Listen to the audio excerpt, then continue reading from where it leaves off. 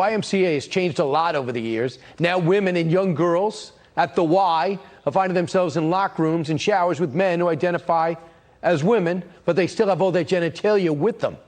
And if you complain to the YMCA about their genitalia and what they're dressed like, you might get yourself banned. It's what exactly happened to an 80-year-old woman in Washington State. Here to explain, but not actually make excuses for, but explain, is our West Coast correspondent, Seattle-based radio host Jason Rantz. Jason, set the scene.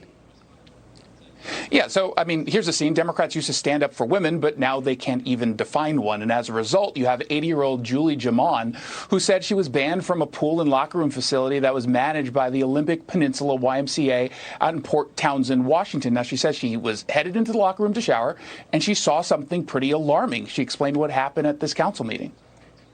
My experience while showering after my swim was hearing a man's voice in the women's dressing area and seeing a man in a women's swimsuit watching little girls pull down their bathing suits in order to use the toilets in the dressing room.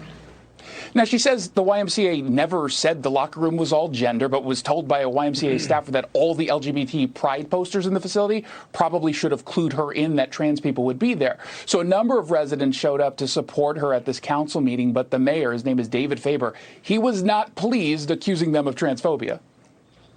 Port Townsend is a welcoming community, and hate and discrimination has no place in this community. Think pedophiles are included in that? I listened to you quietly. I'd like you to listen to me quietly now.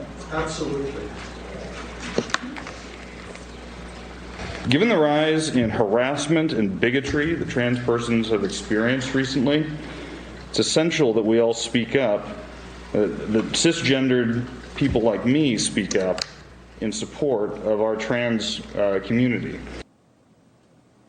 Now, Jamon says the staff accused her of being discriminatory. The YMCA put out a statement basically saying we're not going to tolerate the bias, discrimination, or hatred. And of course, in Washington state, the law allows anyone to use a locker room, changing room, or bathroom that aligns with their gender identity. So they're basically saying we're doing what we have to do, except, of course, protect women who don't want to see this. Unbelievable. That guy should be ashamed of himself behind the mask.